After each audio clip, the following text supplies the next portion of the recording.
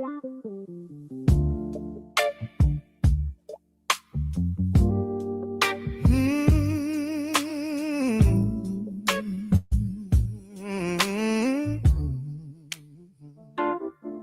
say you're tired of attention, sick of talking to the walls, but every time you look at me, I feel I'm testifying in your halls. You cycle things I didn't say, I cross-examine what you hide. We keep score like it's self-defense, but love died on that inside. And I swear I'm trying to hear you, not just waiting on my turn. But every truth you hand to me has edges where the fire burns. Oh, the problem with you the light like me. I keep pointing out the cracks so I don't have to see the child in the glass who's so afraid to lose. Yeah, the problem with you is the mirror won't move.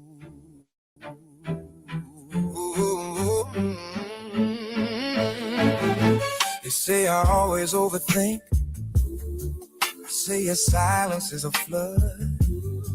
You disappear into the deep. I build my levees out of tub. But we're both waiting on an angel to descend and call the blame. But nobody's the villain here, just two old ghosts who speak in shame. I hear you begging, love me, but it's translated through your pain. And I'm responding with my pride, a currency that's gone the rain. Oh, the problem with you feels a lot like me. I'm dodging every echo for a temporary peace. I'd rather be right and never have to be true. Yeah, the problem with you is I'm standing there too.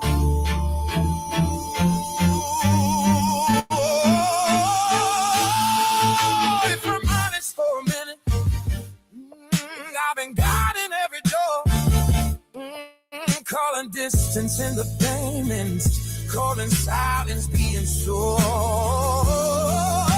But love can't breathe an arbiter, they can't root and control. If I'm asking you to open up, I gotta show you my own soul. And the problem with you ain't what I assumed. It's the parts of myself I left lonely in this room. If we're ever gonna heal, gotta tell the bruise, not just the truth. Yeah, the problem with you is a problem with you. I don't wanna win the argument, and winning means we're through. If loving you means facing me, I got time looking at you.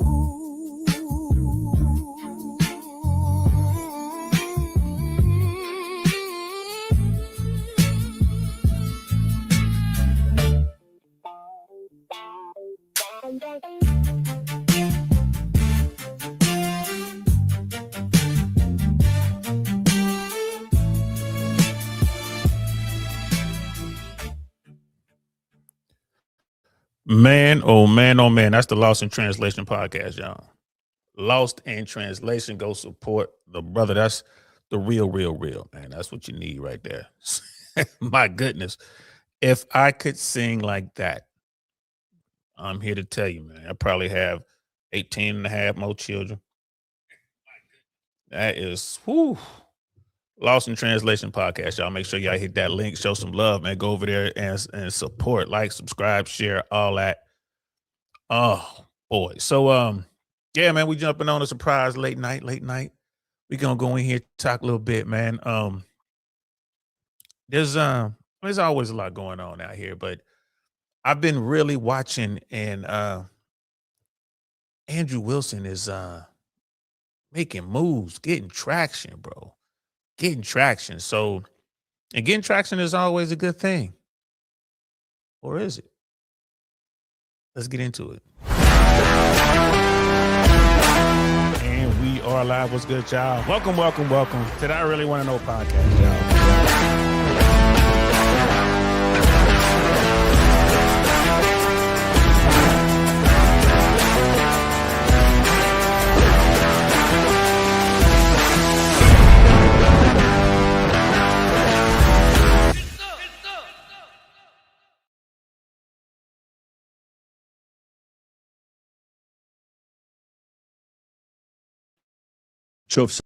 Get some indeed. Get some indeed.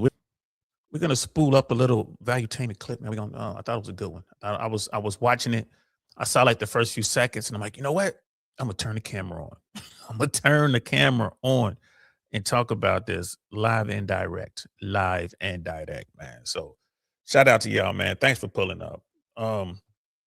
If you're watching this on Team Replay, appreciate you. You know what I mean? Don't be afraid to be a supporter, man. Hit that subscribe, hit the like, share, all that good stuff.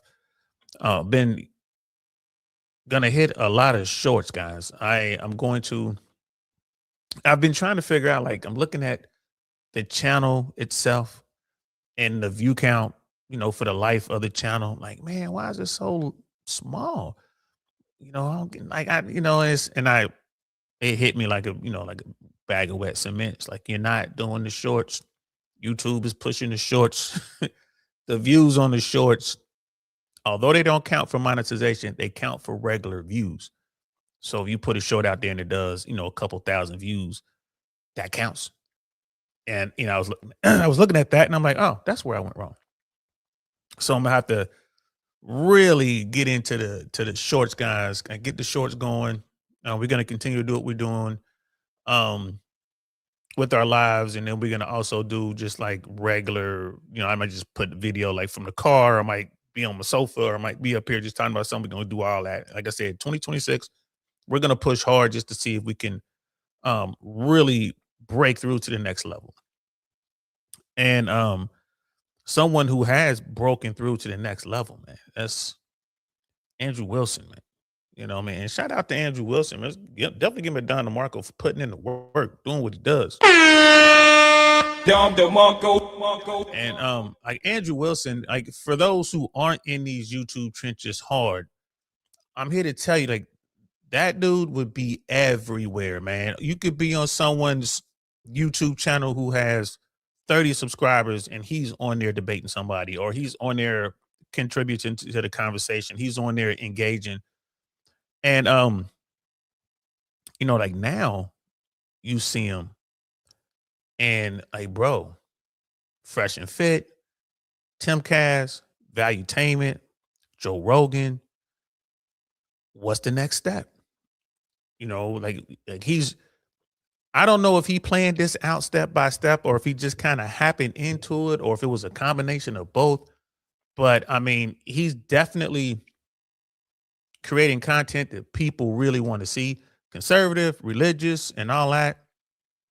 And he's just really good at engaging with just regular folks, and the quote unquote debate thing. I've even had an opportunity to have a back and forth with him on, is it Cat's channel, Cat Kenobi, Cat something, I forget. Again, a small YouTube channel. She's out of Miami. He was on there, and I was on there, just happened to be on there, jumped on a panel, and he and I were talking about the Battle of Athens in Tennessee, like after World War II, and soldiers came home from the war. They had to deal with a corrupt political system, a corrupt local government, like a state government. And they had to actually go get weapons and handle that.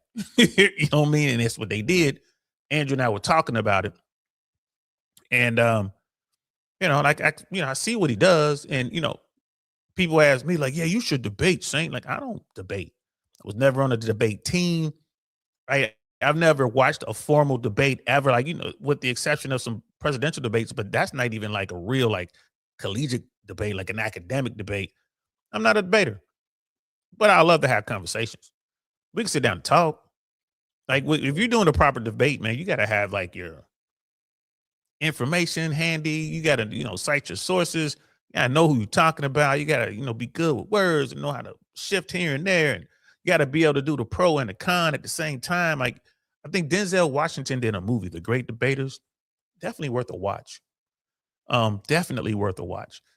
That's not me. It's not me, man. I was on the football field, baseball field. I was playing my saxophone. I was in the band. I was in the streets. I was thugging. I was doing everything but debating. Like stuff that I was doing, you didn't need debate skills. But I love to talk to folks. I love to have conversations, and I love to learn through those conversations. So, I'm looking at Andrew Wilson, and you go from going to these just like random smaller channels, in the fringes of YouTube, and then all of a sudden, bam, he's on Fresh and Fit. Like, oh, okay. Then again, you start seeing him on some more established channels, some bigger creators, people are talking about him, and then bam, he's on Timcast. Yo, all right. Right. And it continues on, bam, Valuetainment. All right. And then here recently, Joe Rogan. It's like, oh man, that takes work. Shout out to him. But what he's pushing, which sounds good in theory, like in the relationship space, like he's really big on marriage. He's really big on the church, and he's like really going after the anti-marriage folks. I'm one of those people. I don't think that legal marriage, the way we do it here in America, makes sense. Someone is going to get hurt. That's generally the person who has, like the person with the financial resources, is going to lose half their stuff, maybe 2/3 of their stuff. It's a possibility. If the relationship doesn't work out. So it's like with that in mind, it's like, we got to do something about that. And when I talk to folks, I'm like, I don't think it's a good deal. I won't be signing up for that. Right. But if you're a guy out here or a woman out here, you think about marrying somebody, like make sure you think about that part, and make sure you try to find some way to, mitigate the potential negative outcome. And if your way of doing that is to get heavy into religion and marry a religious woman, okay, cool. But understand that religion is not necessarily going to stop her from going to the court and getting a court order to take half your stuff. So, that's just part of it. So, and Andrew Wilson is a guy who's really pushing the religious side of marriage and all that. Now, Andrew Wilson, like when you dig into it, and people have dug into his past, he got some pretty big skeletons in his closet, and I do too. It's harder to find my skeletons, but if you dig deep enough, I suppose you can find them. I got skeletons. Everyone has skeletons, right? But when you're out here pushing this narrative, people are going to come for you hard. And a lot of these people, man, they're just, mean, bro.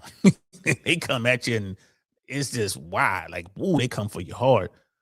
And it's out here for everyone to see and for everyone to watch and read about and listen to. So he was doing Valuetainment, Patrick Bet-David. Shout out to Valuetainment. I do like Valuetainment. I've been to their studios down there in Fort Lauderdale, man. I know folks involved. I met folks involved with Valuetainment, man. They're doing some good stuff down there. Definitely a business. Definitely a business. What PBD is doing, I'm like, cool, that's what's up. You know what I mean? He's built himself an empire, a couple of them. So he's on that platform, and Patrick Bet-David is talking to him, and we have a clip of that. And he he didn't put him on the spot, and I'm pretty sure that Andrew Wilson knew this was coming. PBD is not the kind of person who's gonna ambush you on live, on TV. They normally do it live, so he's not gonna ambush you live. His people gonna let you know, like, hey man, we're gonna ask these questions, and we're gonna ask about this. Is there anything you don't want to talk about? They kind of do it like that, which is respectable, right? You're not gonna get that love from most, especially people who are looking for viral moments. But I think this would be good to watch to kind of see how Andrew handles this. Now, I haven't watched this whole thing. This whole thing is about 12 and a half minutes long. I've only watched really just like a few seconds. And I thought, let me turn the cameras on. This might be good. And I'm gonna pay attention. I suggest you guys pay attention to how Andrew Wilson is answering these questions.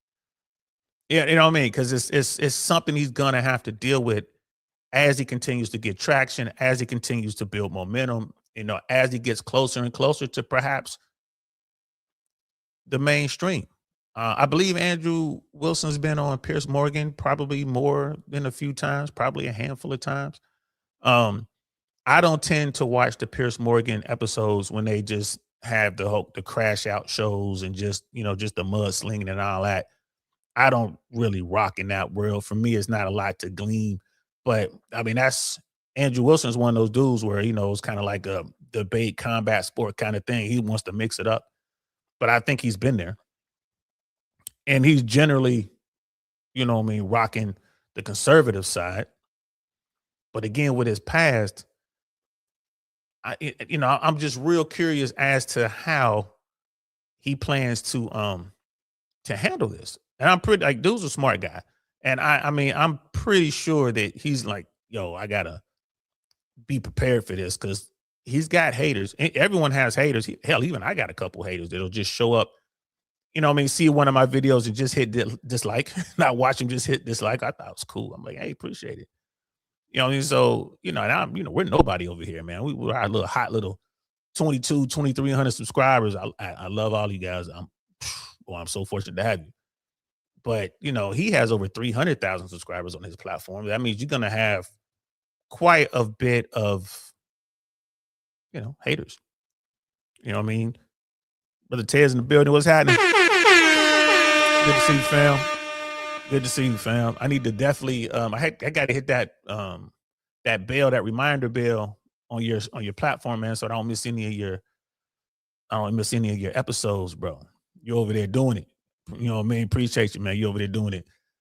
So, let's check this out, man. Let's listen to what Patrick asked Andrew Wilson. And I don't know at what part of the interview this is. I don't know if it started out here or it probably didn't start here. I'm pretty sure the first question was, who are you? But it got here. It got to this part. So let's listen to this. And like I said, pay attention to how he answers these questions. Here we go. So if somebody doesn't know you and a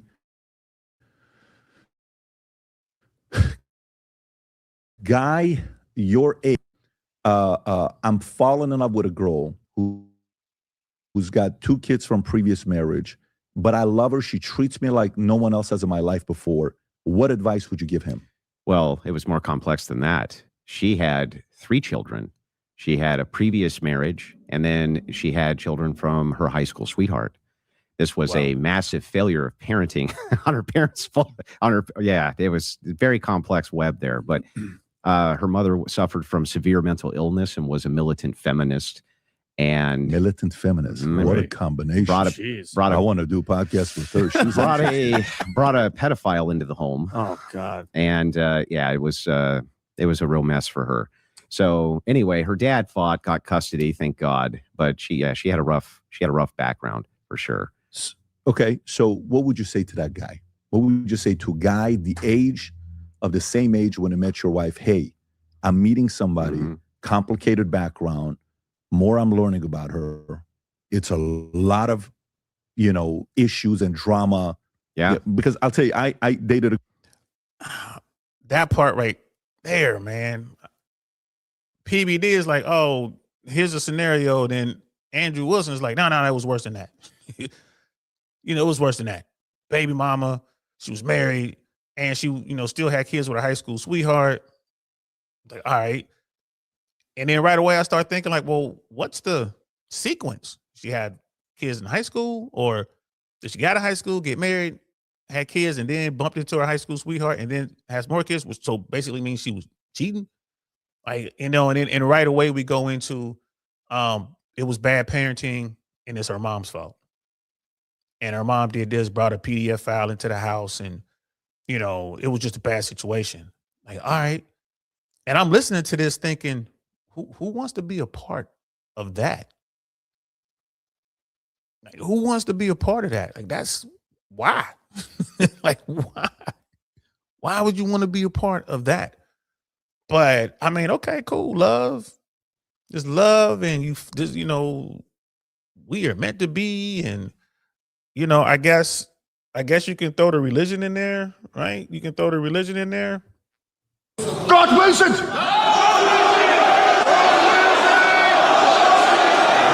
God Wilson! God Wilson! I mean, if that's what it is, God wills that I be in this crazy situation with this woman and her crazy family and these kids and the baby daddies and the courts and the rest of it. God wills it, I guess. Miss AKA ladies in the building. What's good, sis?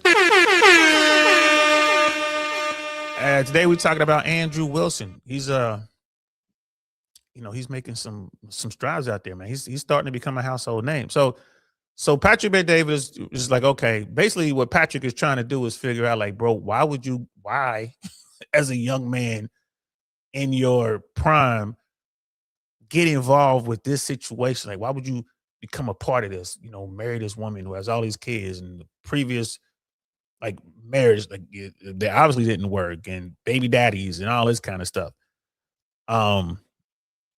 So yeah, and his answer was, it's her parents. It's bad parenting. It's her parents' fault. And her mom was a militant feminist. He went there. Okay, let's keep going. Girl, I'm with her for 3 years. Love her. I won't even give stories, but her upbringing was completely messed up. And I go and talk to my pastor about it.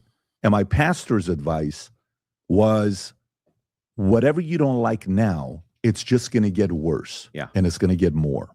And so I stepped away from the relationship. And I went a complete different route.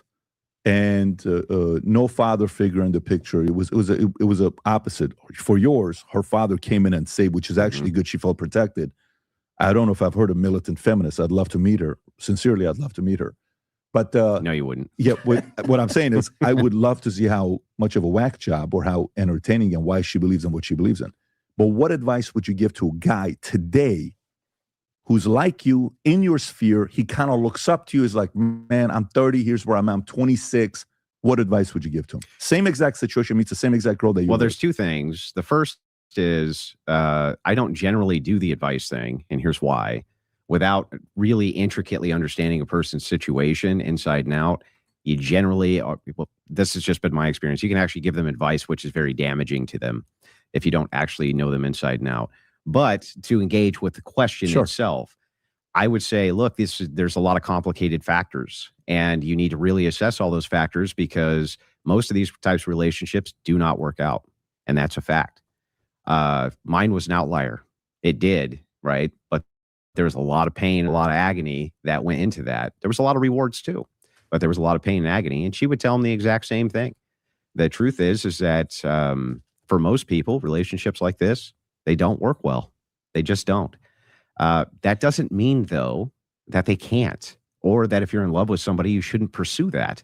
It just means that you should be aware of what the risks are and assess them accordingly before, so that you don't, for instance, let me give you an example of this. There's going to be all sorts of baggage that come with dating a single mom or marrying a single mom that's not going to be there if you don't marry a woman who already has children. There's no ifs, ands, or buts about that. However, there could also be all sorts of perks that come with that. For instance, women like this, they tend to think outside of themselves. Not everything is about them. They're not quite so narcissistic because they have other people that they have to take care of. They've graduated that. Yeah, they've moved past that. I don't agree. I mean, is it possible? Yes.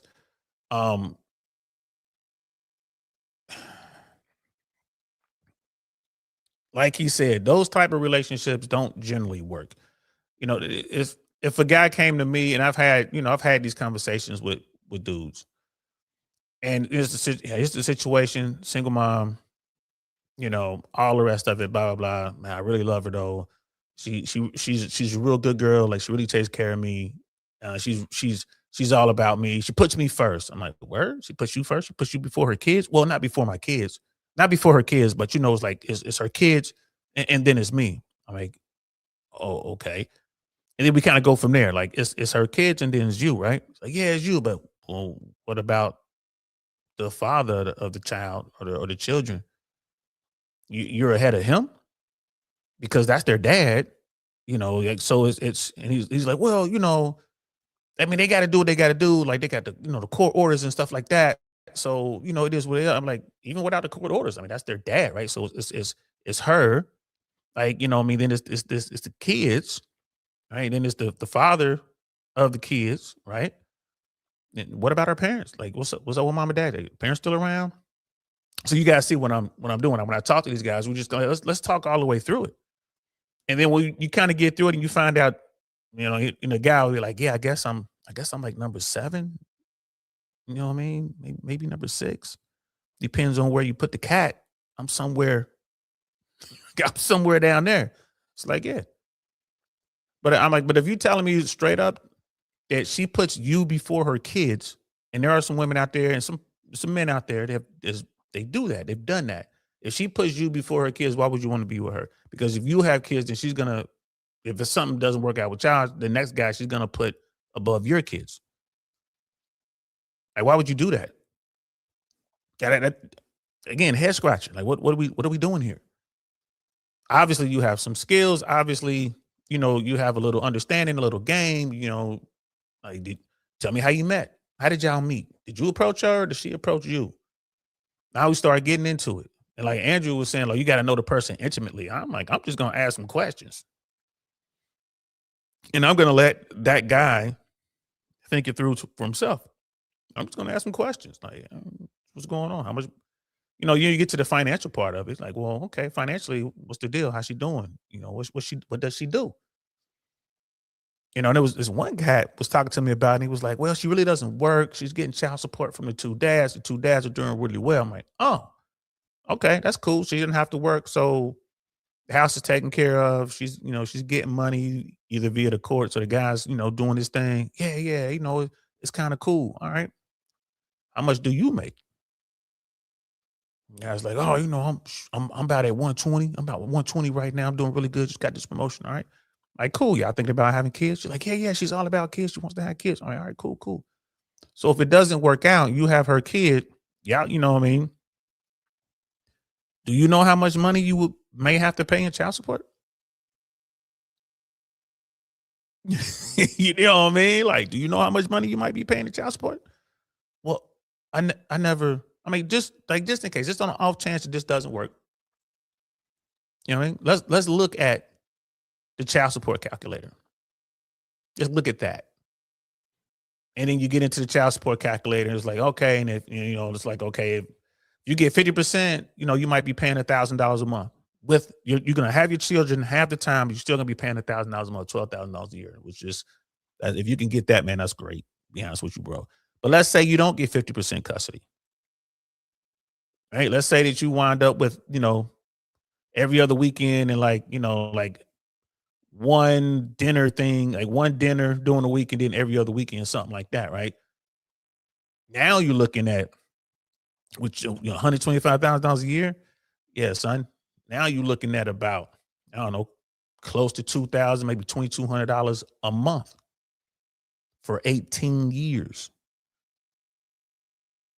And then the guy kind of sits there. It's like, just like, I'm not saying don't get married. I'm not saying do get married. I'm just saying, look at all the options. If it goes great, fine. It's her and you and y'all blending y'all families and you got all that going on.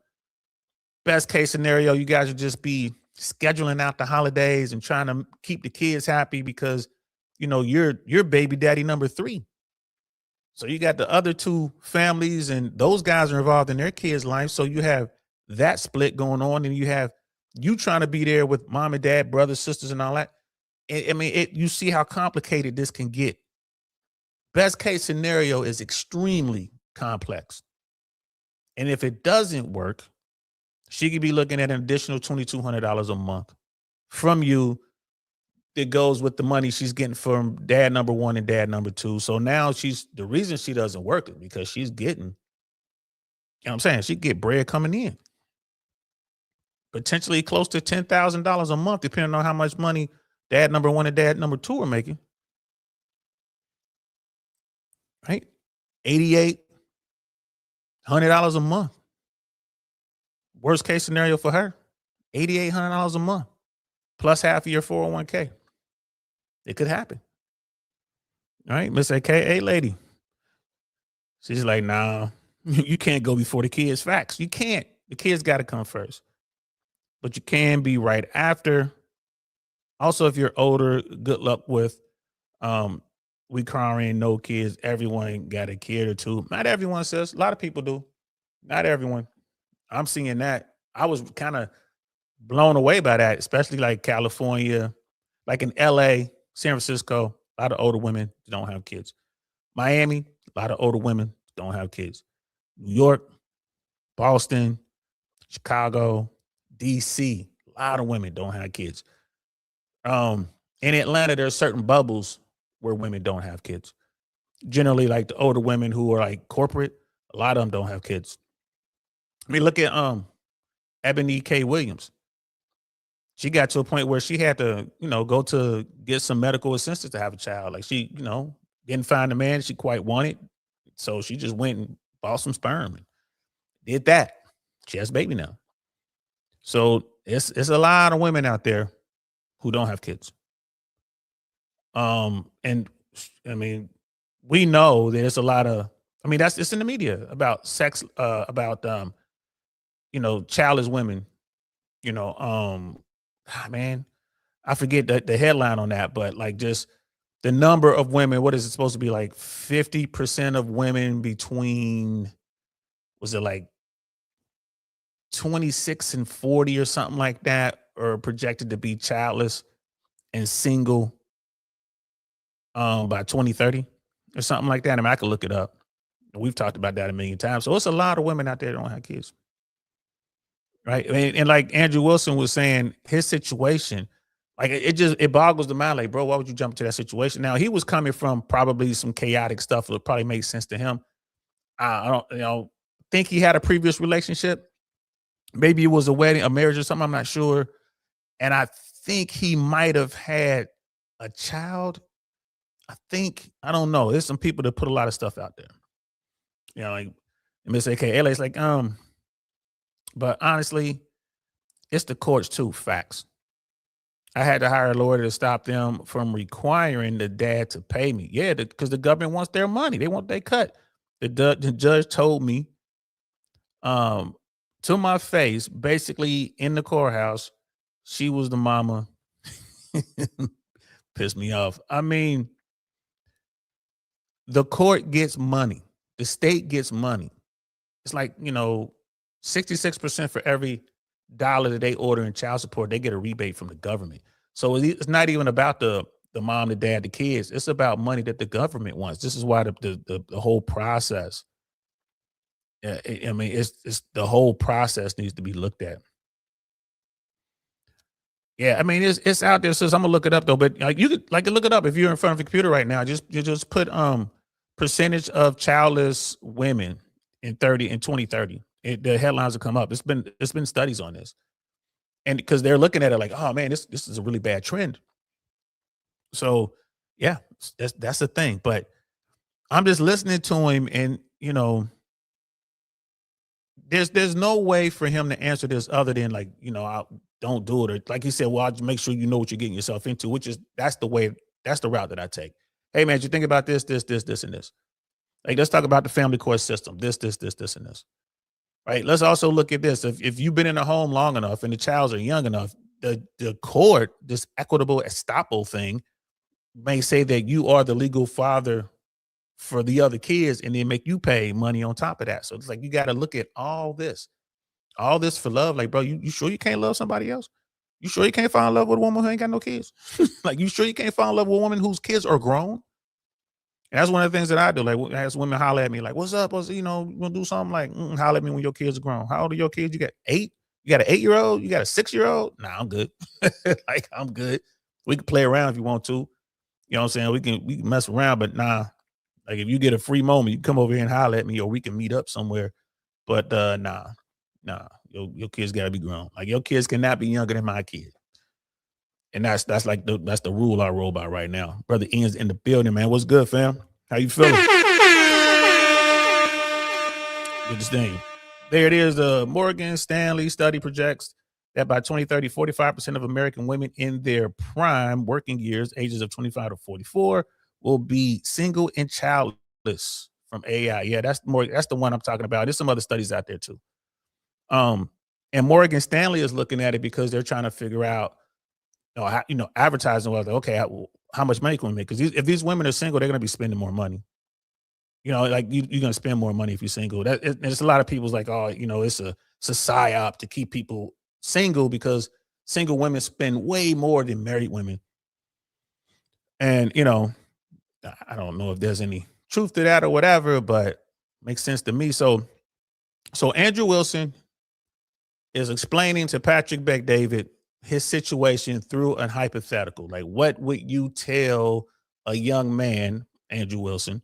What would you tell a young man that's considering marrying a single mom and the woman has this crazy life going on? Single mom, married, divorced, couple baby daddies, crazy family, kids running around. What would you advise this young man do? Man, Drill's in the building. What's good, fam? My bad, I ain't get a chance to call you back today, man. I hit you tomorrow for sure, though. Like I got all messed up, man. I was thinking today was Sunday. So my whole schedule was messed up. And I didn't figure it out until I went to pick up my daughter. My daughter's like, it's Monday, Papa. I'm like, oh, that's right. It's a holiday. I'm on the wrong roads, wondering why so many cars out. It was a mess. Anyway, let's keep going. So there's maybe a level of maturity there that can offset that for some men. But that's not all of them either. Some of them are still very much suffer from female narcissism and, are basically total bitches. So I think you got to assess it case by case. But generally speaking, those types of relationships, they don't work out that well for most people. Do you have a son? I did. He died in an accident. And when he was 10, he died in a car accident. You got to be kidding me. No. I am so sorry to hear that. I did not know that. Yeah, it's no harm, no foul. He didn't know, you know what I mean? But yeah, when he was, so I had him since he was basically 2. This was Rachel's youngest son. So. Okay, so he's telling this story, that this story right here, and we're gonna back this up. And see, Patrick Bet-David will pull you onto his platform, not knowing anything about you. He wants to have a conversation to kind of get to know you, and he has. He'll have an outline of kind of some questions he want to ask and some bullet points or whatever, but he's not coming in with a script. He's just trying to have a conversation. This information was leaked by a YouTuber, a hater YouTuber, Tree of Life or something like that. She did this real long expose, and she brought that up. So Patrick asked if he had any children. Andrew Wilson says, I had a son who died tragically in a car accident. I had him basically since he was 2. But I think the young boy was his wife, right? That was her child. He was the stepdad. And from what I understand, allegedly the biological father was fighting with the courts to get custody of the young boy because he feared he wasn't getting the attention he needed, or he wasn't in the correct environment and something bad could happen to him. And then something tragic did happen. We covered that on this platform. We were talking about that. And again, Andrew Wilson is getting a lot of traction, and he's talking about the whole religious thing and being married, and he's forced to deal with his own situation. And it's one of those things. It's like, man, the more traction he gets, the more eyeballs come his way, the more people are going to judge, right? They're going to judge. It happens to all of us. It's the risk we all run. With fame comes a lot of eyeballs, a lot of judgment, bro. And then people expect you to live a certain life or be a certain kind of way. And then they find out you're just as human as they are. And I think that's where Andrew Wilson is. And I mean, like I said, I think he's a smart guy, but I wonder if he has come up with a plan Obviously, he has, because he's getting ahead of all this stuff. He's like, yeah, he's talking to Pat. Yeah, Pat, I had a son and I lost him in a tragic accident. This is, and he's claiming this little boy as his own, which again, I believe this little boy was his stepson. It wasn't his biological son. Man, Drill, he's like, love that conversation. Me and Jay, hey man, yeah, it was me and Jay Swans have, bro. We talk like that all the time, hours and hours. In fact, this whole platform was really supposed to be just me and him having conversations, and then our schedules got in the way, and then we didn't know about YouTube and the chat and all that, and that became a problem. And then I stumbled into the manosphere. You know, Jay don't rock with that. But I think what we're gonna do now is we're gonna try to maybe we could do like one of those conversations a month. We'll talk about politics or we'll talk about whatever. And it won't be live. It'll always be recorded, and we'll just post them. And then maybe we'll do some like as a premiere, so it comes up, and then people could get into the live chat, and then I could even be here. Mandrill, you could be there. We could all be in the chat, engaging that way.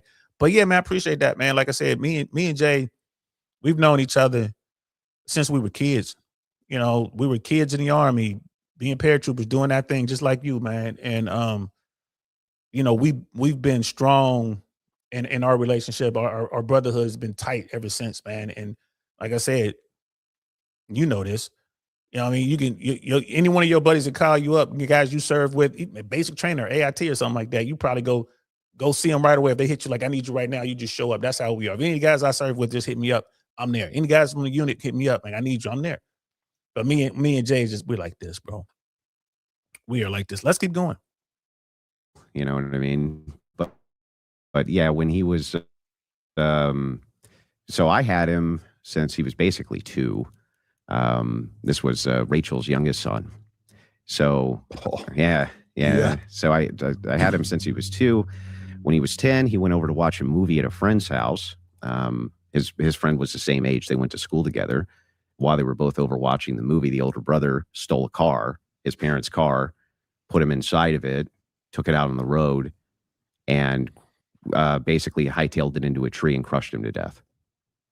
So the other kid who was driving, he went out the front window. The other 10-year-old? No, he wasn't 10. This was the 10-year-old's older brother. But the 10-year-old was in the car as well? Nope, he wasn't. What? Why did he take his brother's best friend? What the police said, it's a little weird. Yeah, this is what this kind of the speculation was, you know how younger kids look up to older kids? You know what I mean?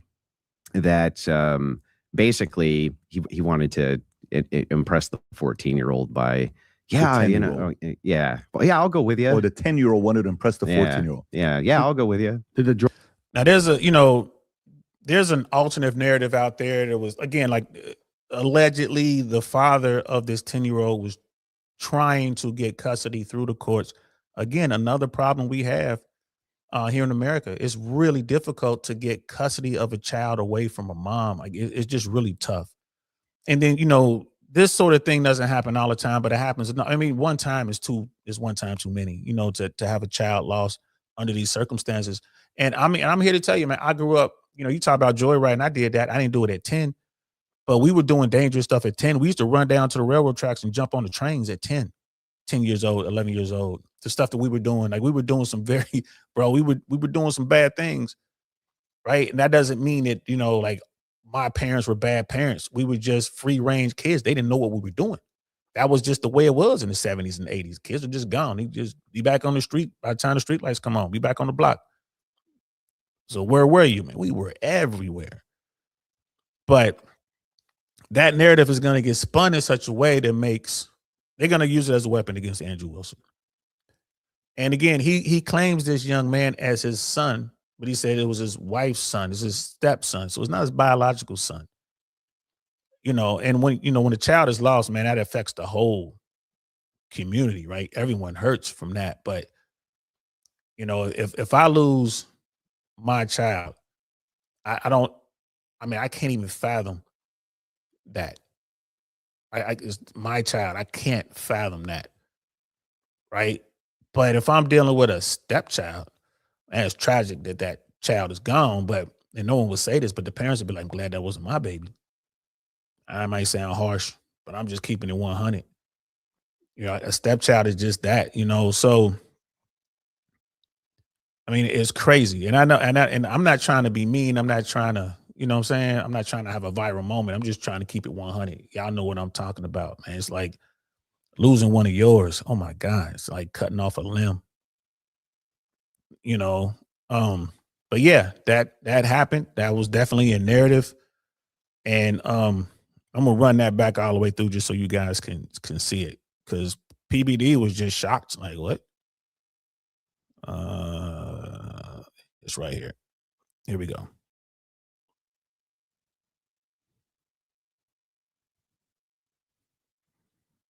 What did I do wrong? Here we go. Yeah. So I had him since he was 2. When he was 10, he went over to watch a movie at a friend's house. His friend was the same age. They went to school together. While they were both over watching the movie, the older brother stole a car, his parents' car, put him inside of it, took it out on the road, and basically hightailed it into a tree and crushed him to death. So the other kid who was driving, he went out the front window. The other 10-year-old? No, he wasn't 10. This was the 10-year-old's older brother. But the 10-year-old was in the car as well? Nope, he wasn't. What? Why did he take his brother's best friend? What the police said, it's a little weird. Yeah, this is what this kind of the speculation was, you know how younger kids look up to older kids? You know what I mean? That basically he wanted to impress the 14-year-old by, I'll go with you. Or the 10-year-old wanted to impress the 14-year-old. Yeah, I'll go with you. Did the older kid, the one that flew out the window, pass away as well? No. Oh, wow. He made it? He made it. Yeah, thank God he made it. He had a broken arm. He went out the windshield. He had a broken arm. Good kid. I'm not sure that I would say that. He ended up being something of a delinquent. I don't know what his story is now because you're talking about almost I think 10 years ago now. Yeah. But at the time, it was the most kind of like heart-wrenching, awful, horrific experience that you can imagine. I remember I was coming home. Bro, if I'm telling the story of how I lost my child, I'll be crying. I'm just going to keep it 100 with you. I'm telling this story about my child and thinking about the last moments of my child. I won't be able to get through that. I won't be able to talk about it on camera. Like, hey, man, I can't talk about that one on camera, man. I'll tell you about it off camera, man. You know, I won't be able to do it. I won't be able to do it. Like I said, it's a stepchild. Now, what would that little boy's father have to say?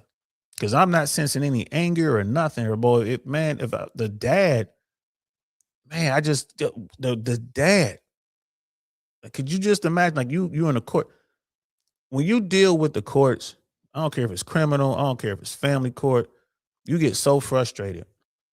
Right? It's just so hard to deal with that because you don't have the resources that they have, and you can't fight the state. You can't, let's say you manage to fight the state, the federal government takes over. You know what I mean? You can't fight them, and you're fighting and fighting. You're trying to get, people to see this problem. Like, man, I just need to get my son. There's something going on. As a parent, like something's wrong. I got to get him out of there. I need to get him out of here before it's too late. And then all of a sudden, this happens, and then you get notified by the very court that you were talking to get custody. They're like, oh, we just got word that your son was in a horrific accident. He didn't survive. You go ballistic, and you do something to somebody, and what they do, they lock you up. You go ballistic, and then the machine just keeps machining. It just keeps going. Right? What do you do? And what do you do? And Andrew Wilson is going to get beat up over this. This is probably his way of getting ahead of it, but it's just right off the rip, people are going to, again, why would you get into this situation? You signed up for this situation. Like, well, I came into his life at 2. So you're not and he didn't say I'm not biological father, it's not my biological son. I came into his life. Oh, it's my wife's child. Like, this is what you walked into. Right? This is what you walked into. And then 8 years later, this happens. And he's like, well, what? Past asking, like, was it a good kid just made a mistake? Like, no, I wouldn't say that. More of a juvenile delinquent. The information they put out, they were reading from transcripts from the court, they were reading from police reports and all that. And if, when you read that, allegedly this kid was known in the neighborhood as a bad seed. Like, this is the kid. And this is why the biological father, was so adamant about getting his son out of that situation. Because this kid, he's over here, he's a problem. I need to get my son out of this situation. And, Andrew Wilson is having this conversation, man. It's Miss AKA lady. It's like, that's what I noticed. This dude is hella calm. Even a stepchild would be difficult, fact, especially if you've been in their life for 8 years. I've been to a funeral with a small casket, terrible service. Yeah, luckily I haven't. I haven't experienced that. I experienced a lot of death, a lot of pain. Luckily, I haven't experienced that. You know what I mean? I had a little kid. That's what I know what to do. You got to go down. You got to identify the remains. You got to go in there and you have to look and say, yes, that's my child. So yeah, like I said, bro, this is a bad look. I think that, the traction he's getting and the eyeballs that he's getting, on the one hand, you might think like, oh, this is real good. But on the other hand, man, someone's going to come for his neck. Someone's going to come for his neck. And it's going to be one of those, even the church might come after him and say, hey, man, stop. You're making us look bad. Because why? Like, why do this? You telling me this is what your creator wants you to deal with? Okay, maybe, I guess. They say he works in mysterious ways. Essentially, from looking for him. So, my wife called me frantically and was like, hey, we can't get a hold of him. What's going on? Can you go over and check? I said, sure. I went over, checked. He's not here. So she called the police. The police were out looking. And I remember driving up to the driveway and there was cop cars there. And I was like, oh, great.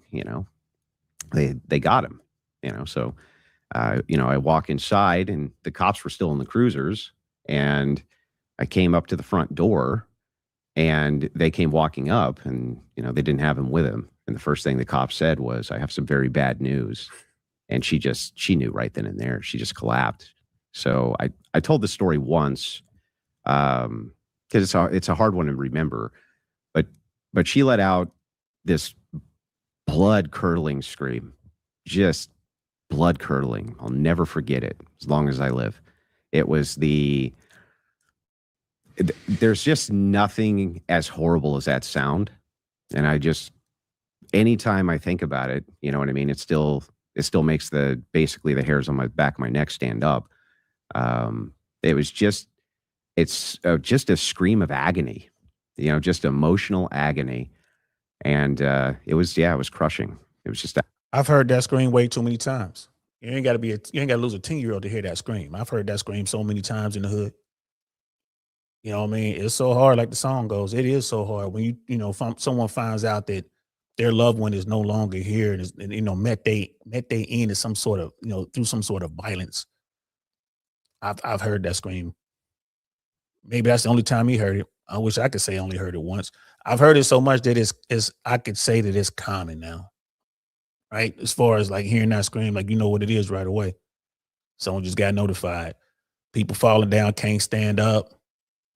Some people pass out. Some people just turn to stone right there. They kind of stand there or sit there and you talk about the 1,000-yard stare. Seen it too much. I be telling y'all, man, a lot of y'all don't know what hyperviolence is, man. Y'all ain't never dealt with it. You ain't never dealt with it. But and the thing is, and here's the thing, I don't want anyone to deal with it. I don't think anyone should ever have to deal with that. It's the worst. It's just bad. And Miss AKA lady, you're right. I didn't even know that, but it makes sense. There isn't an English word for a parent who loses a child because that's unnatural. We don't even name it. You know what I mean? It is what it is, sis. We we grew up the way we grew up. I come from a violent place. I've seen some things. You know what I'm saying? I've endured some things, but I've seen some amazing things too. You know what I mean? With pain comes pleasure. With pleasure comes pain. You can't have one without the other. You feel me? But Andrew Wilson and like his next move, like in getting, this is on Valuetainment. I didn't watch the whole Joe Rogan interview. I ain't gonna lie, it was just kind of boring. to me. I didn't watch it. But I wonder, now I'm gonna have to go back and watch it to see if Rogan asked about this. Cause I think PBD taped this first and then he went and did Rogan. I'm not quite sure about the sequence, but I think. But he's talking about this story. You got mixed up. You know, you meet this woman who has multiple baby daddies, comes from a unstable home. Let's just say that.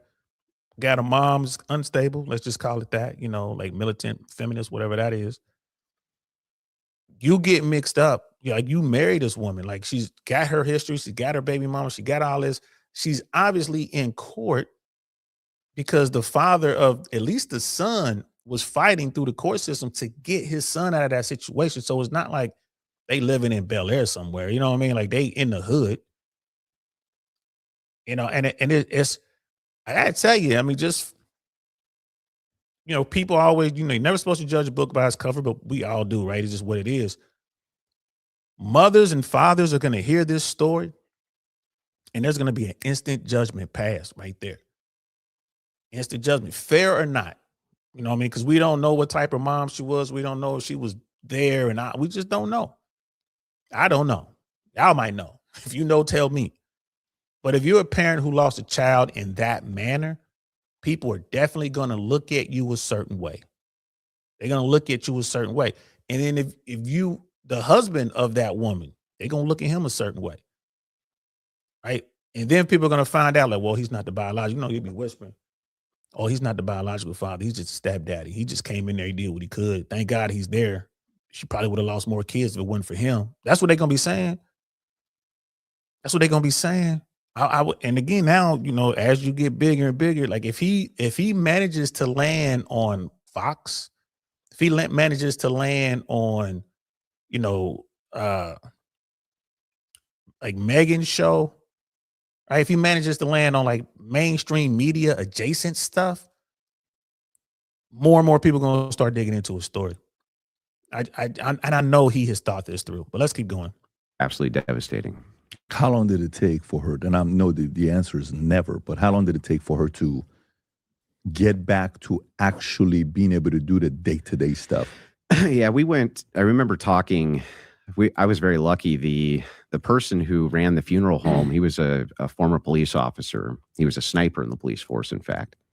And which means nothing. And he sat me down and he explained how all this works. He says, listen, I've seen this many times before, and I'm going to tell you a bunch of things. That night he's telling you? This was the next day when I was making it. And just real quick, sniper in the police force, unless he got a sniper training in the United States military, man, that just means that he was the most light guy. He can kind of shoot halfway straight. We had made the funeral arrangements and this and that. He said, can you come in and meet with us? Or it was the day after, I don't remember, but one of those within 2 days of it. So I went in and sat down with him, and I was a mess. And she was really a mess. And anyway, I sat down with him. He said, I'm going to tell you some things. He said, they're going to be really hard, but I need you to understand. He said, the first thing is she's never going to be the same, ever. Just never. She'll find a new normal, and the person that you love is still in there, but it's never going to be the same for her. Life's never going to be the same for her. Food's not going to quite taste the same again. The air she breathes isn't going to be as fresh as it ever could be, right? That's just what the new normal is going to be. And he said, your job is to take care of all of this so that she doesn't have to. That's your job. So do your job. And I said, okay. Wow. I mean, that's probably why he's really into his religion. He's like, like God gave me the strength to do all that. Because I'm here to tell you, if something like that happened, my child was with the other parent, and they come and tell me that my child is gone,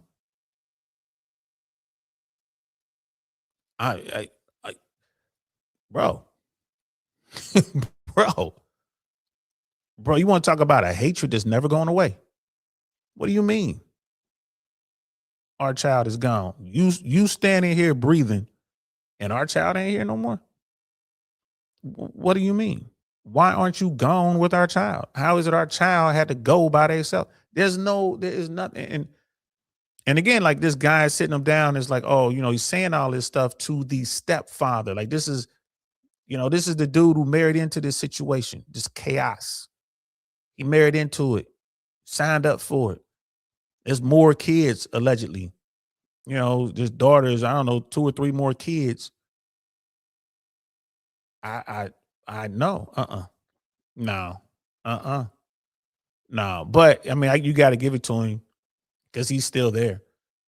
I definitely would have. No. No.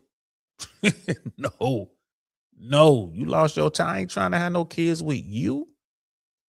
I'm not trying to do that. No. And I think they went on to have children. I think he does have a child with her. I can't remember. But I'm not having, if I'm with a woman and you like the greatest thing ever, you better than red Kool-Aid. Can't believe I met you. It's perfect. You're doing everything right. And then I find out that you lost a child. You will never see me again. There's no way I'm trying to start a family with you and you lost a kid. I mean, you better show me that you were there and something crazy happened. It was a flash flood and, somehow, you know what I mean? You survived somehow. And the child, I mean, I can't think of a scenario where I would be like, yeah, I want this person to be my significant other and have a child when you done lost one already. Like one that's already here, one that's already a 10-year-old. I mean, yeah, Miss AKA lady, she agrees with me. She's like, listen, it's forever beef. Also, as a woman, I totally recognize that me dating poses, what's this, me dating poses the greater threat than dad dating. Yeah, so the mom dating poses a greater threat than dad dating. You have to be extremely picky in vetting when kids are involved. And I say the men should too. And the way I handle that is I don't date, especially now. These last couple years of high school, whatever, I'm not dating. I'm right here 100% available for my daughter. I'm not dating. Not doing it. I'm not doing it. Nope. Dating takes time, effort, energy, money. I ain't doing none of that. I'm right here focused. But yeah, even as a father, your dad, you got your kids at home, man. You gotta be real picky as to who you bring into the crib. Real picky as to who you allow to know where you live. People out here crazy, man. They just might want to pop up one day. Talking about surprise. Nah, ain't no surprise over here. Beat it. So I feel you on that, sis. 100%. I feel you on that. Parents, y'all need to be doing that. And that's a problem. That's one of our societal problems right now, man. People are just so selfish, man. They're just so selfish. But she lost a child and he was on the same watch. Like they lost a child. This is definitely going to bite him in the ass. This might conservative people. Like, how do y'all, you know what I mean? Like, how do y'all wrap y'all head around this? How do y'all wrap y'all head around this, conservative people? That's it. That's it. Wow. Yeah, you witness these things and you see somebody going through it, and it is a very. Look at Pat. Look at PBD. PBD loves kids. He loves his family. He loves children. Like PBD is one of those guys, man. That's like most people, like all people should be, man. There's a hard line when it comes to kids. And look at PBD right there. Look at PBD right there, bro. It's like, what is he thinking? I know what I'd be thinking. You know what I'm saying? I want to get this over with. I want to get dude out of here. Do I feel sorry for him? I don't feel sorry for you, dude. Y'all lost a 10-year-old. What were y'all thinking? Y'all lost a 10-year-old. Like, you know what I'm saying? Like, I think all the stuff that we did, like, none of us wound up in the ground. Like, none of us wound up in the dirt. A couple of us got arrested. You know what I mean? Later on, not as kids, though. Did any of us, I don't think me or any of my cousins got arrested when we was kids. But look at PBD. I'm telling you, man, when people hear this, when parents hear this, it's one of those, whoa, you turn around, you look at your wife or you look at, your significant other and be like, yo, keep the kids away from them. Keep the kids away from them. Very, very difficult thing to go through. And I'm assuming that guy who had that conversation was a cop sniper, you said. Yeah. Um, Yeah, he used, interestingly enough, Man, you I was laughing? talking to one of your security team members. Bro, you laughing? You telling this story? You interesting. This is bad. This is bad, bro. They're gonna tear him down for this. They're gonna tear him down. Miss AKA lady. He's like, yeah, LOL. I wouldn't even tell guys what city I lived in. That's crazy, but I get you. Because they can track you down these days. You know what I mean? They can track you down right now, man. County only. You not gonna get mad at me and know where my kids. Well, I'm sorry, you're not get mad at me and my kids. They had it too. Absolutely not.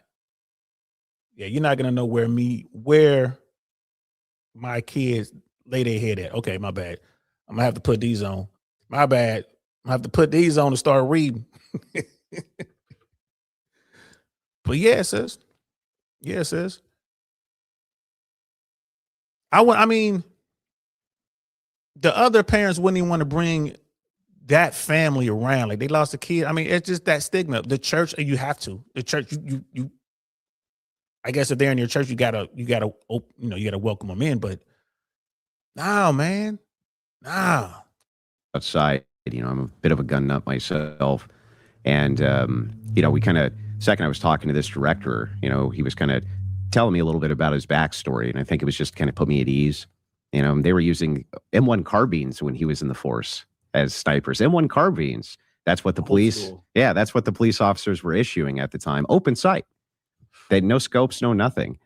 And he had a couple of barricaded suspect situations where he had to take the perp out with an M1 carbine. And I was just like, that kind of blew me away.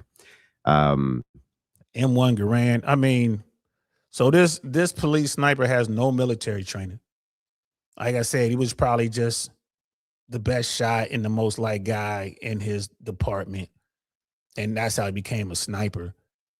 You gotta understand, like these guys, they create their own qualification and courses and stuff like that. So it's not like they did anything. Like this is, again, one of my problems with law enforcement is the poor training, especially when you get into stuff like sniping. Like, bro, you really need to know what you're doing when you're dealing with, you're dealing with these type weapons, man. You M1 at 308 round. Like what, they couldn't get an M14? Like M1, they couldn't get an M14? Like, anyway, let's keep going. But yeah, so he's kind of old school, this guy's law enforcement experience was, but as far as a funeral home director went, he just laid me down and he just laid it all out and said, this is what you need to do. I mean, he laid out everything. He said, there's going to be people who are going to come and they're going to pay their respects and you're not even going to know them. They're just going to read about this in the paper and it's going to upset them. He said, maybe they'll drop $5 or maybe they'll drop some flowers. He said, you're going to write every one of those people a thank you letter. Wow. He said, write every single one of them a thank you letter and tell them thank you. He said, it doesn't matter if you know them, you don't know them. No, he just walked me through everything. So I in retrospect, I think I was very fortunate in many ways. Look, you see that PBD is not feeling it, like, bro. And sis, PBD is feeling what you feeling, like, yo, you way too calm, son. You telling this story, son. All right, and PBD is like, I asked you if you had a child and you talking about this boy when he wasn't even yours biologically. You know what I'm saying? Like, why don't you just say like, well, I'm the step parent. Like, well, I came into his life here too. Like he's talking around things. And look, you got your situation with your wife and y'all good, man. All right, whatever. But that is, you want to talk about a black mark. And a lot of these guys, especially the religious dudes, be talking about how the community and the church will shame you into this and shame you into that. You talk about whether they're hardcore Orthodox church. And it's like, neither one of y'all should have been allowed to be married. Your marriage shouldn't have been sanctioned by the church. And then you're like, look what happened. That's what people are going to be like. It shouldn't have even been sanctioned by the church. Like, what church are you with? Again, this is why a lot of people have problems with religion. Like, that's not going to help you, y'all. It's not the answer. And to sit there and like, well, I'm really fortunate. We ran into this guy. I'm really fortunate. Like, nah, bro, you signed up for this, man. Why did you want to go through this? Why would you go through this? why would you hitch your wagon to this? It's crazy. Yeah, I mean, in the military, the job where he has to go visit the spouse Yeah. Oh God. and tell him, hey, let me tell So you, and so's gone. Oh, that's the man. job. Can you imagine that's your job and that's all you do all day? Oh, And you That's know, a detail, by the hey, way. your husband's not coming home. I'm sorry to tell you, your son is no longer with us. but like in Saving Private Ryan, they Yeah. wouldn't have to go tell how Yeah. many people Yeah. over and over and over. My name is Andrew Wilson, host of The Crucible. Yeah, man, that's the Minette thing that they do. Like, if you want to talk to Andrew Wilson, you can do it via Minette. And what Pat's talking about, right? That's a detailed. Vinny Oshana was sitting there. Vinny was in the Air Force. Vinny, when I do Vinny's one hell of a comedian, real funny guy. I don't know if he's still doing comedy. I know he does comedic stuff for Valuetainment, like a lot of like improv type stuff, but I don't know if he's still doing comedy. And then but he was in the Air Force. Actually, he was on the Air Force shooting team. Vinny could shoot.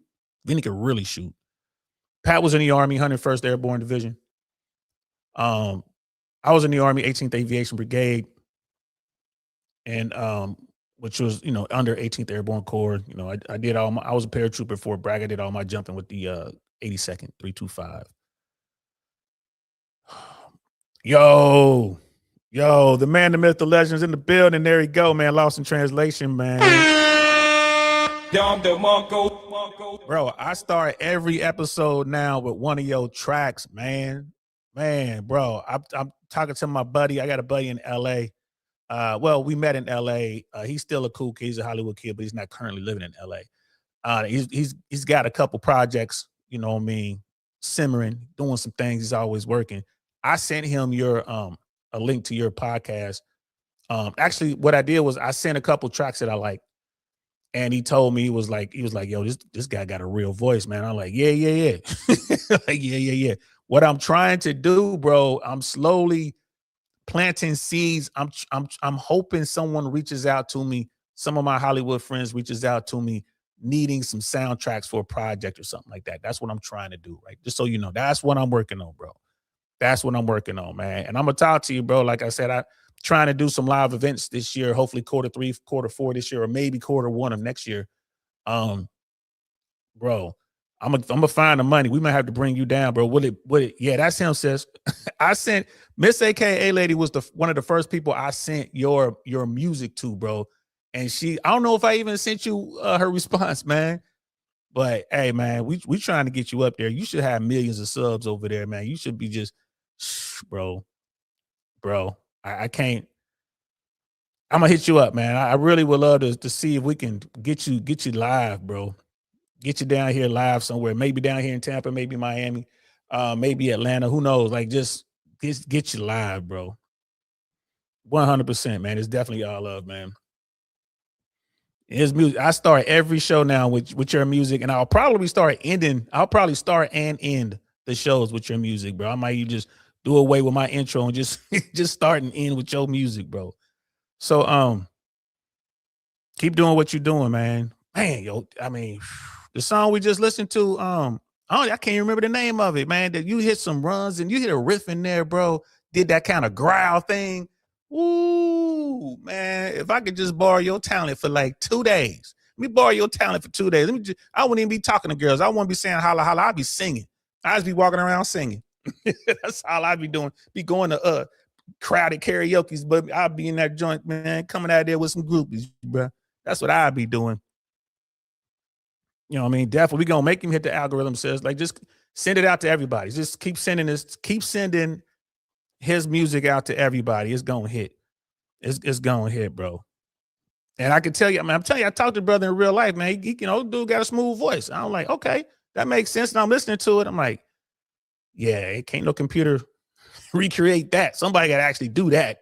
You ain't gonna auto tune that. You know what I'm saying? Like, so, bro, keep doing what you're doing. Hey, y'all, if y'all watching this, man, do me a favor, go over and check out Lost in Translation podcast right now.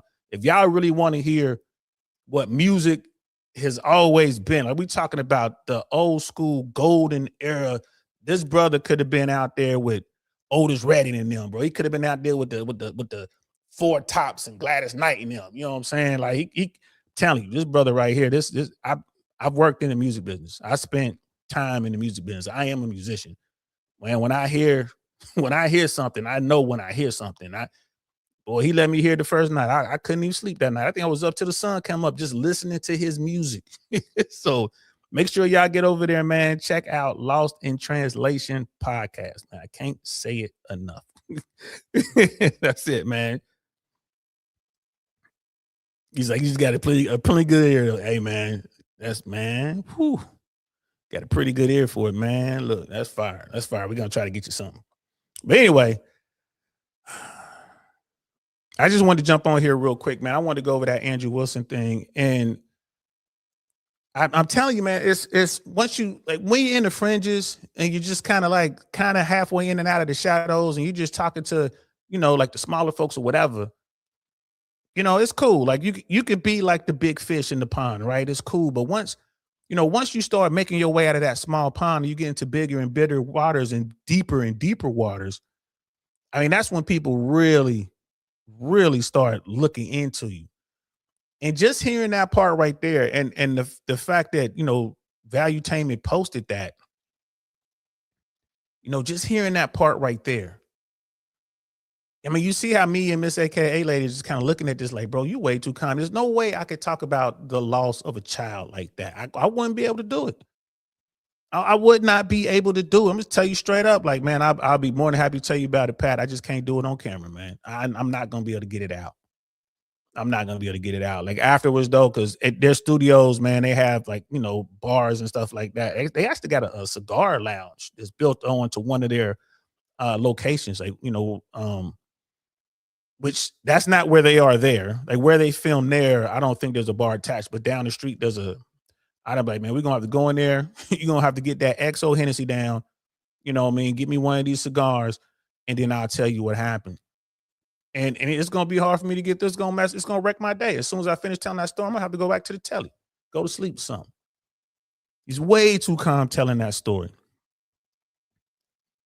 Right. And then like the way he said it, is just, instead of just coming right out, it's like, yo, it's my stepson, just kind of say, well, Pat asked you, do you have a child?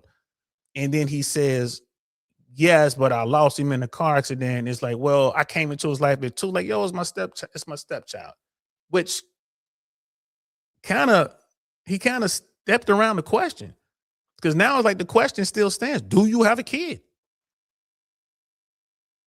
Like, do you have a kid? So people are going to look at this. It's like, bro, you real good at, dancing around some of these questions. That's just a straightforward question. Like, do you have a kid? Do you have one? Well, all those children of mine, like, oh, no, just, do you have now you have to ask the question a certain way. Like, do you have a biological child? Now you got to ask it that way. And again, it's like, what's the answer to that? What's the answer to that? Like, is the answer yes? Okay, you do have a biological child. Is your wife the mother? No. Right. And again, you're going out here wearing your religion on your sleeve. This is a bad look. It's like, wait, so you got a kid? And I don't know I want to be 100% transparent here. I don't know if he has a kid or not. I don't know if he has a biological. There was the video that was posted says that he does. But I don't know. I think that the video said that he has a child with his current wife, but then there was something about another child, possibly. I don't know. Right. So it's probably why Pat asked, like, yo, you got a kid. And so, but it's like, do you? So it's like, all right, if you have a child, so was that child born out of wedlock? Yes. So y'all doing all kind of madness over here. And then the church let y'all, the church sanctioned y'all union. It's not supposed to do that. You're supposed to be hardcore Orthodox or whatever. And all this stems around the question of, marriage in the West and all this other kind of stuff. And his whole thing is, Andrew Wilson's whole thing is just do it with the church, Orthodox, this or that, the evangelical thing, right? He was going at it with Coach Greg Adams. And then, he had a recent debate just past Friday with Rich Cooper.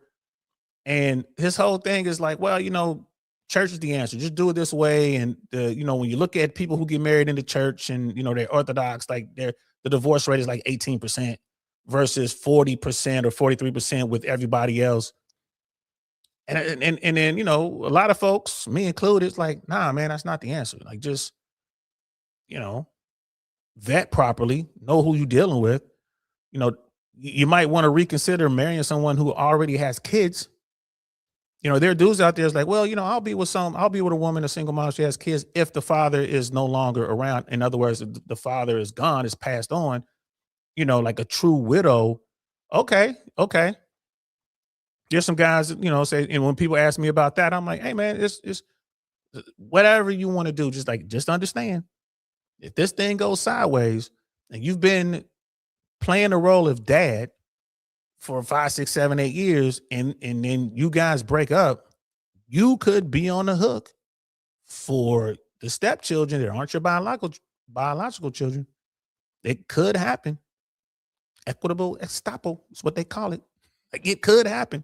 I don't know how rare or common it is, but it could happen. The guys are like, oh, okay.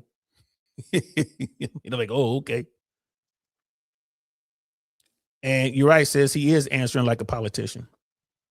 And that might be his next move. You know what? I'm glad you said that. That might be his next move, because I'm sitting here thinking like, bro, he's making the rounds. You go from Fresh and Fit to Tim Kaz, Valuetainment, right? Joe Rogan. And then you have a bunch of other, you know, really big platforms out there that you're on there. It's like, okay, what's your end goal? What is your end goal? Like, where are you trying to get with this? And I'm thinking like, because I went to his platform. It's like, he's not necessarily pushing his platform. So he's not trying to get people over to the crucible. Like, what are you pushing with this? Maybe it's politics. Maybe it's politics. Maybe he'll make a run for local office wherever he is. I think that'll be a great idea, because a politician, as dirty as politics is, a politician won't bring up, you know, all the stuff about losing the 10-year-old and marrying a woman with all his kids and whatever else is going on. I mean, I don't think a politician would bring that up. Of course, they'll let their supporters do the dirty work, but I don't, you know, he can stay away from the circumstances that led him to that, but he can actually flip that around. It's like, well, I came in here, I'm actually the man who stepped up. I'm the stepdaddy, and I came in and I brought stability to this chaos. That will help you in the political realm. Maybe that's his plan. Good one there, sis. Maybe that's his plan. He's answering like a politician because he's gonna be a politician. And if that is his plan, that makes sense. That makes sense, because he's already over on the right? He's in MAGA land dealing with that. Although he's not like hardcore MAGA right now, he does call out Trump. If you go to his platform, you'll see what I'm talking about. But I mean, he is just at what, 1, maybe 2 degrees going on Joe Rogan and doing, like, you know, going here, sitting here talking to PBD politically. He could talk to anybody politically. Now, I don't know if Pat would reach out for him, depending on how Pat feels about, you know, losing the 10-year-old. But someone like PBD can get anybody on the phone. If PBD wanted to get Marjorie Taylor Greene on the phone, it can happen just like that. Right? If you want to get some big time donors in this area on the phone and say, hey, why don't you back this guy, you know, send some money over there so he can make this run at this whatever office it is, be a statewide office or maybe local office, like maybe he's going to be mayor or on city council. That's when most people start, city council, or like the school board, city council, mayor. Then maybe you look at some state offices. And if you do really well, you look at the governorship, or you look at going to DC. Right? I mean, maybe that's his plan. That would be a smart plan. If Andrew Wilson is doing that, I can see him making a legit run. And I don't even know where he lives, but just being a Republican, being conservative, being over there, I think he can make a legit run. A legit run. I forgot to zoom in, guys. Oh my bad. There we go. Forgot to zoom in. Knew I forgot something. I was sitting here like, I'm forgetting to do something to zoom in. I think if Andrew Wilson is thinking about making a run in politics, I think that's a brilliant idea. I think he would get in there. And depending on the kind of money he could get to back him, he can probably skip over local, like he could skip over school board, go skip over city council, go straight for a state race or a congressional seat. If he has the right backing, I think he could do that. When he was talking to Rich Cooper in that debate, he did spend a lot of time talking about political power and men not taking advantage of that and being able to change these crazy laws with respect to marriage and with respect to child support, like through the political process. He did bring that up quite a bit. So maybe that's his move. And he would just have to hit locally, figure out a way, like, okay, I'm gonna run in my state, figure out his district, and start getting out there. And you would imagine most of the people kind of knowing from social media, right? Nothing but conservatives are watching, for the most part, or watching Valuetainment. Nothing, a lot of conservatives on Rogan now, they've kind of embraced him, fresh and fit. Like if you get Myron to sign off, Myron has a legion of these young, far right people following him.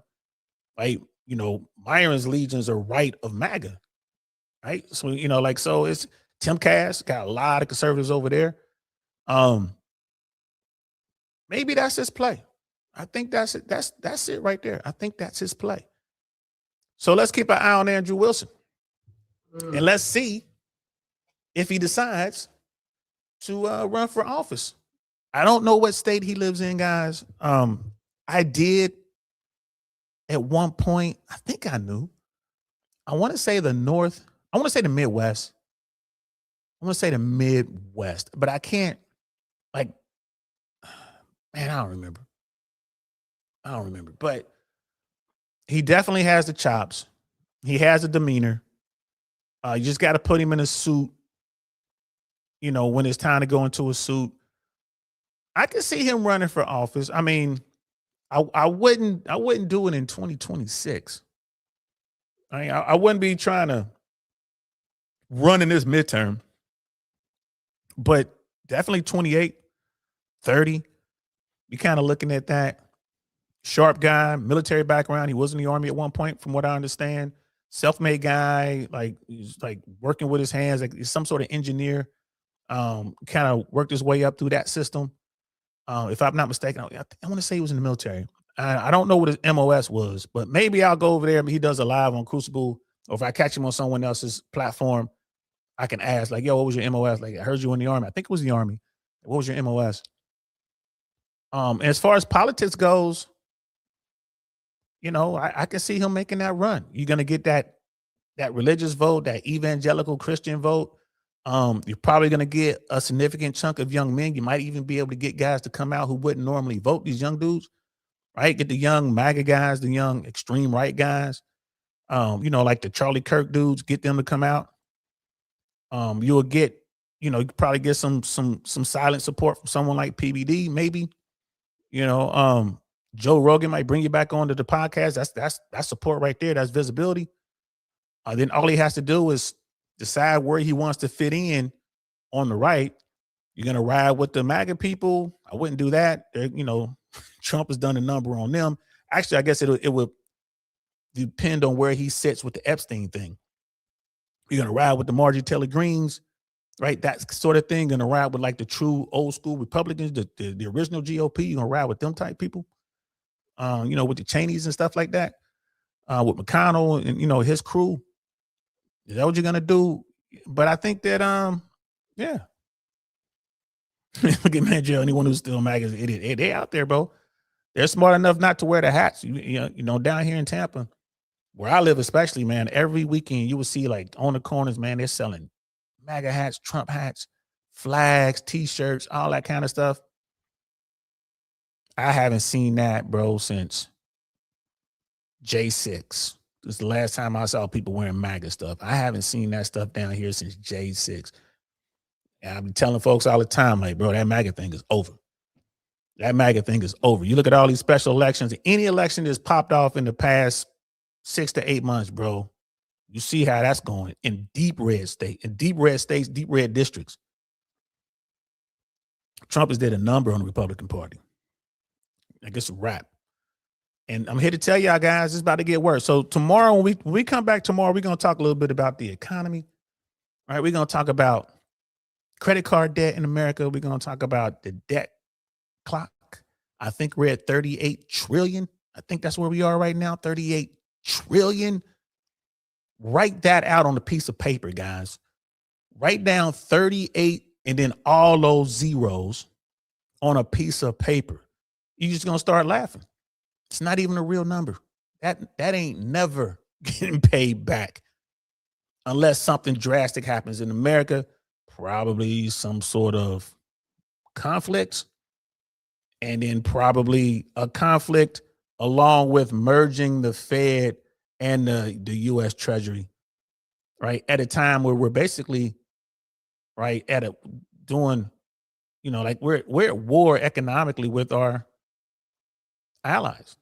Like, look at this trade war, right? Just crazy. So that's what we're going to talk about tomorrow, guys. That's what we're going to do. He's in Cali. That's what the internets are saying. The internets are saying he's in California.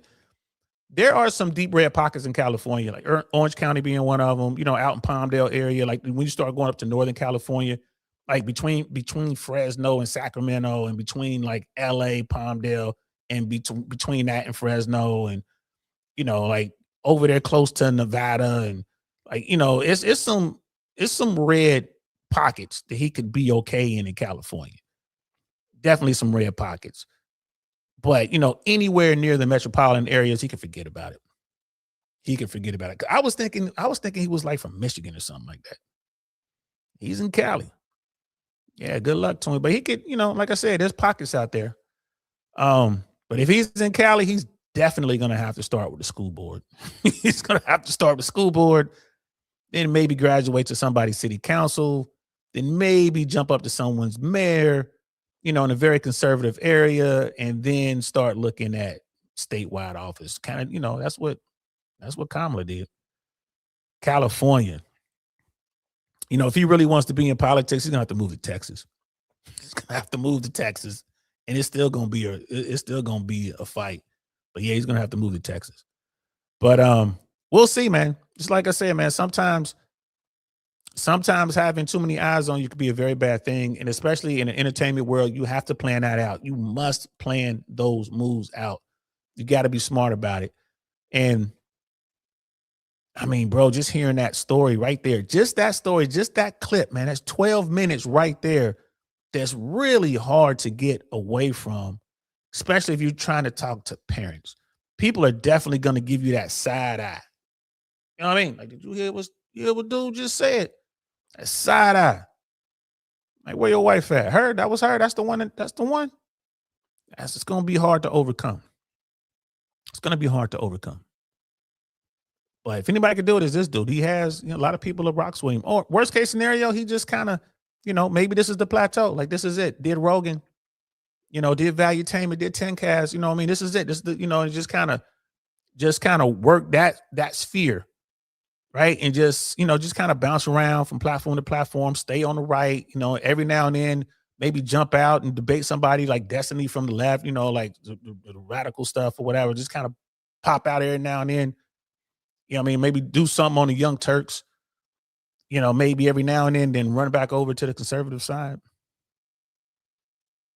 So, it is what it is.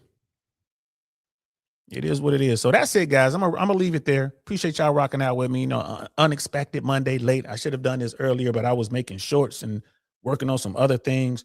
I'm starting to get feedback from the ebooks. People like, man, they just too short. They just too short. So I'm like, all right, I hear you. I'm gonna work on some stuff. Gonna keep the ebooks we have there, but I'm going to make some more in-depth books. I kind of maybe combine them. Use the topics, combine the topics, but dig a little deeper. And check out the networking fashion series. Check those out. We got networking, we got fashion, and we just dropped a quick little series on surviving the a downturn, financial downturn. So check that out on Gumroad. See if I can't find it. Here it is right here. I'll drop this in the chat, guys. Oh, no, what I'll do is I'll just show you guys. Boom, there we have it right there. So this is the Gumroad account, guys. I'll go with this one. So for all the red pill stuff is up here, guys. Like I said, this is a great way to support the channel, man. Just go to Gumroad right there. I will drop this link in the chat so you guys have it. I appreciate checking it out, and just give me some feedback. I appreciate it. There's the Gumroad right there in the chat. This is all the red pill stuff. It's like 16 books on the red pill stuff, man. They're all real quick. These are not deep reads. We're just planting seeds. And then we have the series on how to be a stand-up comic right here. Again, planting seeds. And if you get if you do want to get some pointers on stand-up comedy, if you get one of these books, I will email you because I'll have your email. I will email you and I will give you some custom, advice just for you. I'll find out where you are, I'll, basically a coaching session, and I'll throw in a quick 15 minutes just because you got one of the books. I appreciate you. Just to show you that. Same thing with the style and fashion. If you got some questions, if you get one of my books, I'll reach out to you, email you. Networking, and here's the newest one. It's surviving a financial downturn in America. This series right here is pretty cool, guys. It's pretty cool, and it's just real basic stuff. But again, like once we get into it, we can definitely drill down. So do me a favor, check out the Gumroad. That's what we're doing these days. And I'm going to be doing pay-per-view videos over there as well. And real soon, we're going to have the locals up and running. Once we get the locals up and running, we're definitely going to have some fun with that. Get the locals up and running. And if you become a member on locals, that's why I haven't done any memberships on YouTube. If you become a member on locals, we're going to be doing a whole bunch of stuff over there, guys. Like we're going to be, because you can show movies over there and not have to worry about copyrights and stuff like that, because just like, just us, we're not like broadcasting out to everybody. So we're gonna be able to do some cool stuff, movie nights. We could talk about books, maybe start a book club or something like that over there. Just kind of talk about some other stuff, man. I'm gonna really give y'all some uncensored stories about my adventures in Hollywood, my adventures in the Army, my adventures in Korea, like over there. And of course, throughout America and South America and Central America. Yeah, I got some stories. In the Caribbean, I got some stories. I can't really tell them over here on YouTube without getting in trouble, but on locals, we better do it. So be looking out for that. We're going to get that going. And I really appreciate y'all rocking out with me. Thanks for everybody who was here. Hey, brother Ian, like DL has phenomenal red pill lens ebook. Hey, thanks, man. I appreciate that, brother. And like I said, man, let's get together, man. I got you. Definitely want to talk and find out what's going on, man. I'm certain I will be able to contribute and help you, with some of the questions you have about what's going on out there, man. I'm certain I could do it, man. I really appreciate you. Thank you, man. Shout out to you. That's an applause for you. Also, Don DeMarco. Appreciate you, brother. And so yeah, guys, I'll be back tomorrow. Like I said, we're gonna talk a little bit about finance. We're gonna put a video out about places to go. I'm gonna come up with like 5 places to go today in 2026 to meet, women, and not use dating apps and not use like going to dating events, right? This is still some cool stuff. I just want to plant some seeds and let you guys know how to maneuver out here. There are a lot of women out here, man, looking for dudes, man. There are a lot of women out here looking and trying to find interesting men that they can just kind of get to know and see where it goes from there, bro. So we're going to talk about how to find those chicks. All right. So it is what it is. Ask every 10 minutes. I hope they paying you. Hey, bro. Hey, ads every 10 minutes on this thing. That's crazy. On mine, I got ad free because I pay for that extra thing. But yeah, I am getting paid a little bit. They get more than I do. So anyway, I gotta go. Appreciate it. Thank y'all so much. Miss AKA Lady, brother Ian, man. Appreciate you. Mandrill was in the building. Lost in Translation. Make sure y'all go check. Matter of fact, we're gonna leave with one of his songs, y'all. We're gonna leave with a Lost in Translation song. Who else was in here tonight? We had brother Tez was in here. Tez the 587. What's up? He was in here as well, man. So let's go back to Lost in Translation. Oh wait, my bad. We're gonna end with one of his tracks, man. Like this brother, I'm telling you, man. This brother has a damn good ear as well for music. He's really putting it together. So let's get in here. We're gonna ride out with that. Give me 1 second.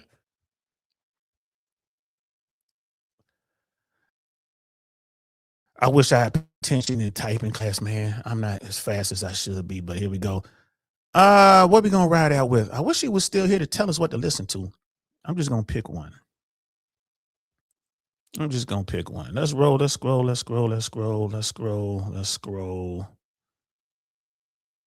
Slipping through my mind. Let's try that out. Nah, clear lens. Let's try this one out. Clear lens. All right, so we got out with this, y'all. I'm DL Saint, man. I appreciate y'all. Again, this is Lost in Translation. Make sure you guys support. Jump over there and do that. Hold on, guys. I'm having some technical difficulties here. The trouble is not in your set. Just trying to jump over. Hold on. There it is. There it is right there. So we're gonna ride out with this, y'all. Lost in Translation. And this is Clear Lens, guys. Check this out.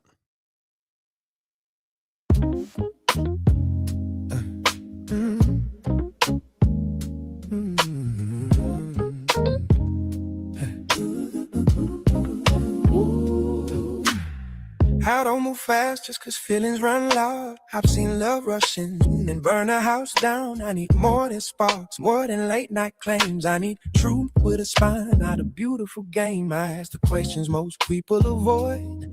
Not to control, just to fill in the void. If I'm choosing you, I'm choosing it right. I need daylight thinking, not just midnight. I don't feel love, I feel confusion. I don't need pressure, I need intention. I need rules, I need structure. I need purpose when we touch each other. Clear lines, clear roads, so my heart knows where it's supposed to go. I need plans, not maybes. I need truths when you say you stay, will stay with me. If I'm giving my name, my time, my trust, I need certainty before I jump. I've learned silence can sound like consent, but it leaves too much room for regret. I don't guess when it comes to my soul. I need alignment before I let go. I'm not cold, I'm careful with fire. I've been burned by unspoken desires. If we're building less and real to the ground, strong foundations don't crack under doubt. I don't chase highs, I chase direction. I don't need drama, I need protection. I need rules, I need structure. I need meaning when we promise each other. Clear words, clear tone, so I'm not loving this thing alone. I need effort with patience. I need action that match what you're saying. If I'm living indoors inside my chest, I need certainty before the rest. I need better choices, turn back and see when back is lit in front of me. I don't need perfection, I need a sign. Your intention, walk in time. I need rules, I need structure. I need love with a future, not just a moment to capture. Clear hearts, clear plans, so it's steady when the seasons shift again. I need faith with direction. I need peace when I make it decisions. If I'm standing here saying yes, I need certainty, so I'll give my best. Certainty, lets me loud and free without losing myself and in between.